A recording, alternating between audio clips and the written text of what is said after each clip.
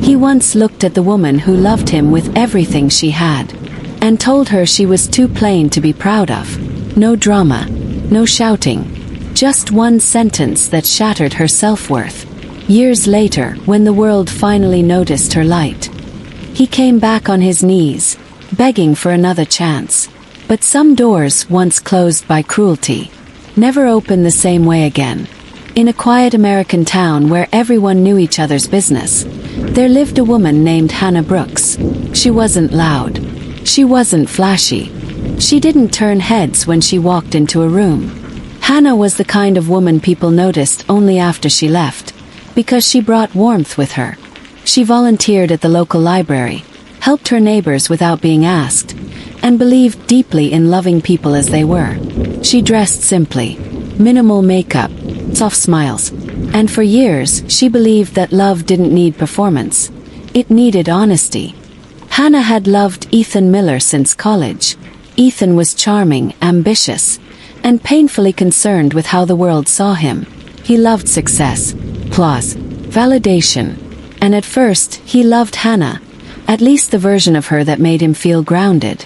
They built a life together slowly, shared meals, quiet nights, dreams whispered into the dark. Hannah believed love grew deeper with time. Ethan believed love should impress others.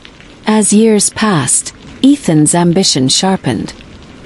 He climbed the corporate ladder, started attending high-profile events, and began surrounding himself with people who spoke loudly and dressed boldly. Hannah noticed the shift before he ever said a word. He stopped inviting her to work events, stopped holding her hand in public, started making subtle comments. "You don't really dress up much, do you? You're comfortable being simple." She laughed them off, because love, she believed, required patience. The breakup didn't come with screaming or tears. It came on an ordinary Tuesday evening. Ethan stood by the door, keys in hand, avoiding her eyes. "I need more," he said quietly. "I need someone who fits the life I'm building." Hannah waited, hoping he'd soften his words. Then he said it. "You're too plain. I'm not ashamed of you, but I can't be proud of you either." That sentence stayed with her longer than the silence that followed. When Ethan walked out, Hannah didn't chase him. She closed the door quietly and slid down against it. She didn't cry immediately. Shock held her still. But later, alone in the bathroom mirror, she stared at herself and whispered, "Was I really not enough?" The months after were the hardest. Hannah lost her appetite, doubted her worth, questioned every choice she'd ever made. But something slowly shifted. Instead of changing herself for revenge, she began rediscovering who she was without permission. She joined a public speaking class, started writing, accepted a leadership role at the library, not to prove him wrong, but to prove herself right. Years passed. Hannah grew, not louder, not flashier, but stronger. She became a respected voice in her community.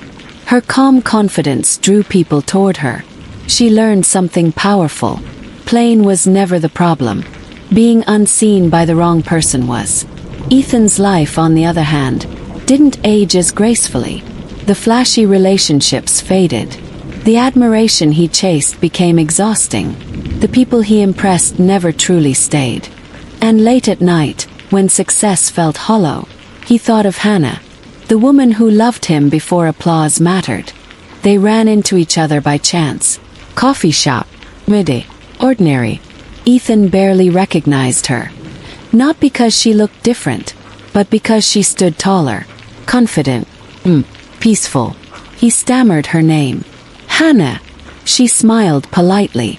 They talked, and for the first time in years, Ethan told the truth. "I was wrong," he said. "I mistook noise for value, and lost something real." His voice broke. "I've never stopped regretting it." Weeks later, Ethan showed up at her door. Not with confidence, but with humility. "I see you now," he said. "I was blind before. Please, let me try again."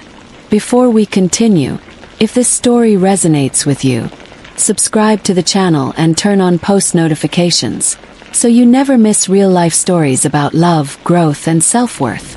And now, the hardest part of the story. Hannah listened quietly. Then she spoke words Ethan never expected. "I forgave you a long time ago," she said gently. "But forgiveness doesn't mean returning." She explained that she no longer wanted to be chosen after recognition. She wanted to be chosen first. She looked him in the eyes. "I didn't become valuable because you finally noticed me," she said. "I always was." That truth broke him. Hannah closed the door. Not in anger but in peace. For the first time she chose herself completely. Hannah eventually found love again. Not with someone who needed her to change, but with someone who saw her clearly from the start. And Ethan. He learned a lesson no success could teach. You don't abandon diamonds because they don't sparkle loudly. You lose them because you never learned how to see. If someone ever leaves you because you're too plain, remember this: depth doesn't shout, value doesn't beg, and the right person never needs convincing.